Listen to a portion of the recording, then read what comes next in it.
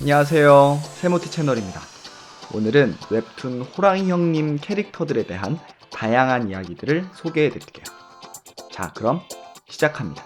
호랑이 형님의 구타유발 캐릭터 도모지에도 다양한 이야기가 있습니다. 도모지의 실제 모델은 정확히 밝혀지진 않았지만 호질에 나오는 새 중에 하나인 자백인 것으로 추측이 되고 있는데요. 도모지는 이름 자체에도 흥미로운 이야기가 있습니다. 우리가 흔히 말하는 도무지 어쩔 도리가 없다에서 도무지가 바로 이 도모지에서 변형된 말인데요. 도모지는 고서인 매천야록에 등장합니다. 놀랍게도 끔찍한 고문 방법이죠. 대원군 시절 연좌제로 엮여 잡혀들어온 인물이 천여 명이나 되었는데 포졸들이 바로 이 도모지 고문을 했다고 합니다. 죄인을 꽁꽁 묶어놓고 얇은 종이를 얼굴에 덮고 물을 적셨다고 하는데, 이렇게 되면 종이가 코와 입에 들러붙어 숨쉬기가 힘들어지죠. 죄인이 자백을 하지 않으면 종이를 한 장 한 장 늘려가는데 결국 호흡곤란으로 죄인은 죽게 된다고 합니다. 왜 이런 끔찍한 고문 방법을 이 캐릭터의 이름을 붙였는지 궁금하네요. 어쩌면 스스로 자백하게 하는 고문 방법인 도모지와 실제 모델인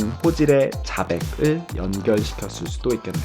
악역인지 아닌지 헷갈리는 간지 캐릭터 추이. 추이는 연암 박지원의 소설 호질에 나오는 상상의 동물입니다. 참고로 호질은 호랑이를 잡아먹는 동물에 관한 이야기를 다루고 있습니다. 기록에 따르면 추이는 호랑이와 비슷하게 생겼으며 꼬리가 길고 범을 잡아먹는다고 합니다. 중국 산해경이라는 고서에도 추이와 비슷한 동물이 나오는데 주나라 때 지어진 일주서에는 추오라는 상상의 동물이 있습니다. 거대한 범과 같이 생겼고 색깔이 5가지이며 하루에 천리를 갈 정도로 빠르고 꼬리가 길다고 기록되어 있습니다. 귀신을 부리는 캐릭터로 등장하는 황효 역시 호질에 등장하는 동물, 즉 호랑이를 잡아먹는 상상의 동물 중 하나입니다. 호질에 따르면 호랑이와 표범의 심장을 도려내 죽인다고 하며 승냥이의 얼굴에 족제비의 몸을 지녔다고 합니다. 황효는 또 우리나라 특산 동물인 노란 목도리 담비를 지칭하기도 하는데 호질에 나오는 상상의 동물의 이름을 딴 것인지 우연의 일치인지는 모르겠네요. 추위에게 까불다가 참교육을 당한 비운의 캐릭터 바쿠. 이 녀석의 실제 모델은 중국과 일본에 있는 전설의 요괴입니다. 요괴이긴 하지만 전설 속 바쿠는 이로운 영물에 가까운데요. 옛 일본인들은 악몽을 꾼 뒤 이 꿈을 바쿠에게 줍니다 라고 말했다고 하네요. 바쿠는 전설 속에서도 못난이 요괴인데 몸은 공, 코는 코끼리, 눈은 무소, 꼬리는 소, 다리는 호랑이의 형태로 그려집니다. 조물주가 다른 동물들을 만들고 남은 찌꺼기로 만들었기 때문이라. 이후 실제로 전설 속에 등장하는 바쿠와 아주 흡사하게 생긴 동물이 실제 발견되는데 인류는 이 동물에게 맥이라는 이름을 붙여줍니다. 바쿠의 일본식 이름이죠. 우연의 일치라고 하기엔 전설과 너무 생긴 게 흡사한데 조금 미스터리하죠? 체구는 작지만 이상적인 리더십을 보여줬던 구망. 구망은 중국 설화에 등장하는 요괴로 어린아이의 울음소리를 내 사람을 홀려 죽인다고 합니다. 구망이란 이름을 가진 전설 속 인물은 꽤 많은데 산해경에서의 구망은 새의 몸에 사람의 머리를 하고 용 2마리를 타고 날아다니는 나무의 신으로 묘사되어 있습니다.